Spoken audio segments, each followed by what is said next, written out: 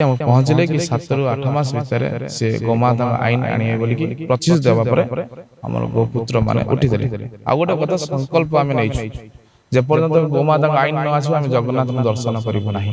मार्च 10 तारिख आमे गोटे आंदोलन डाकरा दिलो। मार्च 13 तारिख आमे हमर अनशन बस्तु आ मार्च 19 तारिख सम्माननीय लोकप्रिय मुख्यमंत्री मोहन चरण माझी हमको डाकिथिले 2 घंटार आलोचना हेले तथापि विफल हेले कारण आम संकल्प नहीं गोमाता आईन आसो आम उठू आ गोमाता आईन आने समय देले आम उठू समय देता कारण आम उठी नथिलु।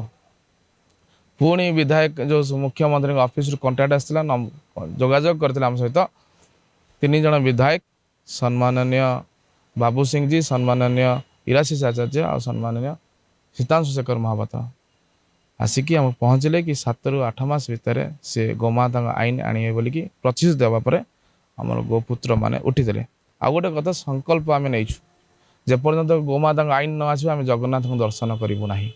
एथिपई भी आमे जगन्नाथ दर्शन करने गोमाता आईन आसीबो हमर ओडिशा गोपुत्र परिवार पूरा टीम जीव जगन्नाथ दर्शन करिवो। आ गोटे कथा अछि जतरा आमे मुख्यमंत्री पाखु भट्टी देलु हमु लागुतला मुख्यमंत्री भाव विवल हो गले जो देखुले गोमाता एवं निज समर्पित भावना नहीं कि समाज पाई निज माँ बोली भाभी जो भाव लड़ुले मुख्यमंत्री निजे कांद लुह लुह होगा आखि लुह लुह होगा।